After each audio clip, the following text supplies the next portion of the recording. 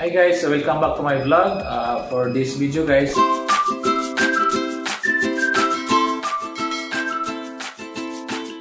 so magkano nga ba guys ang limit sa Metrobank ATM card kapag nagwi-withdraw tayo sa Metrobank ATM machines? So ang limit po niyan guys ay 50,000 per day. So bali hindi po isang withdrawal po yung 50,000 guys, kasi po ang bawat transaction po ng Metrobank ATM machines ay 10,000 per withdrawal. So bali 5 beses ka mag-withdraw ng 10,000 pesos para makuha mo yung 50,000 sa isang araw. So hindi ka na po pwede mag-withdraw sa kahit anong ATM machines kapag na-withdraw mo na yung 50,000 limit of the day. So ano nga ba ang gagawin kapag mag-withdraw tayo ng more than 50,000? Kasi yung sa ATM lang po ay 50,000 lang po yung limit. So ang gagawin natin guys ay pumunta tayo sa Metrobank branch at mag-fill up tayo ng withdrawal slip form.